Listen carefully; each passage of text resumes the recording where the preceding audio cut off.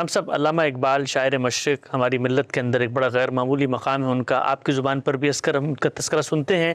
یہ بتائیے گا، وہ ایک بات اپنی شعر و شاعری میں بھی اور خطبات میں بھی استعمال کرتے ہیں کہ اسلام ایک تمدن ہے، ایک تہذیب ہے، اور اسی ملت سے متعلق ہو کر ہی اس کا ظاہرہ بنتا ہے۔ اس سے کیا مراد ہوتی ہے؟ اقبال کہتے ہیں کہ اسلام ایک تمدن ہے۔ اس کے دو پہلو ہیں اور دونوں کو الگ الگ سمجھ لینا چاہیے۔ ایک یہ ہے کہ اسلام اپنی تعلیمات کے لحاظ سے ایک تمدن یا ایک تہذیب یا ایک نظم اجتماعی ہے، اور دوسرے یہ کہ اسلام کی ساخت ایسی ہے کہ جب لوگ اس کو قبول کریں گے تو اس کے تمدن، تہذیب، معاشرت اور نظم اجتماعی پر لازماً اثرات ہوں گے۔ میرا خیال ہے کہ یہ دوسری بات ہے جو صحیح بھی ہے، اور اقبال بھی غالباً یہی کہنا چاہتے ہیں۔ ورنہ اگر آپ دین کے کانٹینٹ کو دیکھیں تو اس کی نوعیت یہ نہیں ہے۔ دین کے مشمولات کا اگر آپ جائزہ لیں گے تو اس میں عقائد ہیں جس پہ یہ بیان کیا گیا ہے کہ اللہ ہی اس کائنات کا تنہا خالق، مالک، بادشاہ اور معبود ہے۔ انسانوں کو ایک دن اس کی بارگاہ میں پیش ہونا ہے۔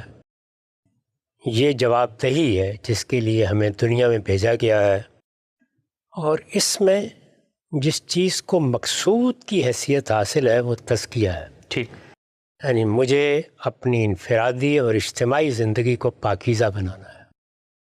اس لحاظ سے اگر آپ دیکھیں تو اس میں کسی تمدن یا کسی تہذیب کے کوئی باقاعدہ اصول نہیں دیے گئے، لیکن جب انسان کی پوری زندگی مخاطب ہو جائے گی، جب اس کو آپ اٹھا کر یہاں کھڑا کر دیں گے کہ وہ اس زمین پر خدا کا بندہ ہے، جب وہ ابدیت کے اس شعور کے ساتھ جینا سیکھ لے گا کہ میں زمین کا آقا نہیں ہوں، مجھے اس زمین کا اقتدار اس حیثیت سے نہیں ملا کہ میں نے یہ زمین فتح کر لی ہے، بلکہ یہ میرے پروردگار کا احسان اور اس کی عنایت ہے کہ اس نے مجھے وجود بخشا ہے، مجھے شعور دیا ہے، اور میں اول و آخر اس کی بندگی کا حق ادا کروں گا، تو یہ میرے لیے سرفرازی کی بات ہے۔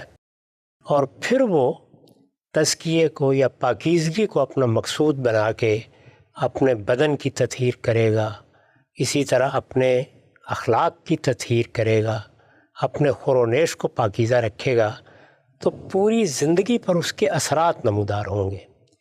یہ اثرات نمودار ہوں گے تو یہ اگر آپ غور کر کے دیکھیں تو ہر جگہ جائیں گے۔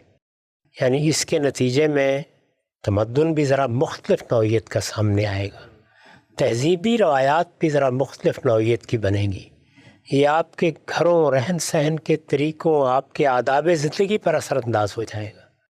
تو اس لحاظ سے اقبال کی بات بالکل صحیح ہے کہ اسلام کا معاملہ یہ نہیں ہے کہ وہ آپ کو کوئی روحانی قسم کی تعلیم دے کے فارغ ہو گیا ہے۔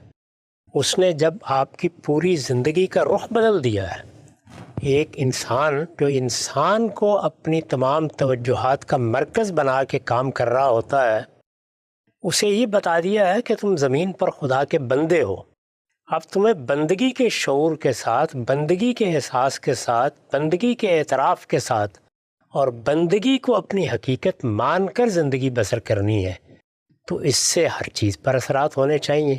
جب اثرات ہوں گے تو ایک نئی صورت وجود میں آ جائے گی۔ تو وہ اس بات کو میرا خیال ہے کہ بیان کرنا چاہتے ہیں۔ باقی یہ اپنی جگہ ایک حقیقت ہے کہ ایک شاعر کی حیثیت سے، ایک بڑے ادیب کی حیثیت سے، ایک فلسفی کی حیثیت سے، وہ جو زبان، اسلوب یا جو اسٹرکچر اختیار کرتے ہیں وہ بعض اوقات اس طرح کا پریسائز یا فنی نہیں ہوتا کہ آپ چیزوں کو الگ الگ کر سکیں۔ اس میں نتائج بسا اوقات اس طرح بیان کر دیے جاتے ہیں کہ ان کے پیچھے جتنے بھی معاملات علم یا استدلال کو بنیاد بنا کر پیش آنے چاہیے وہ اس طرح نہیں بیان ہوتے، تو اس سے غلط فہمیاں پیدا ہوتی ہیں، ورنہ ان کی بات کا صحیح محل میرے خیال میں یہی ہے۔ ٹھیک، ہم سے نقطہ آپ نے واضح کیا۔ اسی کو اپنی شاعری میں بیان بھی کرتے ہیں، اپنی ملت پر قیاس اقوام مغرب سے نہ کر، خاص ہے ترکیب میں قوم رسول ہاشمی۔ یہ بیان کیجیے گا ہم سب، جب بھی وہ اسلام کی اس انفرادی حیثیت یا اس کا تہذیبی یا اس کو کہتے ہیں تمدنی پہلو، اس کو نمایاں کرتے ہیں تو مقابل میں مغرب کو لے کر آتے ہیں. لگتا ایسے ہے کہ جیسے مغرب ایک پورا کا پورا طرز حیات، ایک تصور دنیا دیتا ہے، ایک اس کا اپنا فلسفہ ہے، اور اس کے مقابلے میں وہ اسلام کو پیش کر رہے ہیں. تو یہ مغرب محض زمانی اعتبار سے وہاں زیر بحث آ رہا ہے، یا ابتدائے انسانیت ہی سے جب سے اسلام نے ایک تمدن دیا ہے، مغرب کے اندر جو چیزیں تہذیب کا حصہ بن چکی ہیں وہ اس کے مقابل میں کھڑی ہوئی؟ یہ وہ مغرب نہیں ہے جو تاریخ میں مغرب ہے.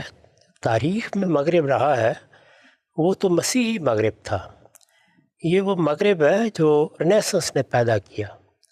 اس میں انسان مرکز کی حیثیت اختیار کر گیا. اس میں ابدیت کا شعور پس منظر میں چلا گیا. یہ مغرب اپنے فکر اور فلسفے میں خدا مرکز نہیں رہا.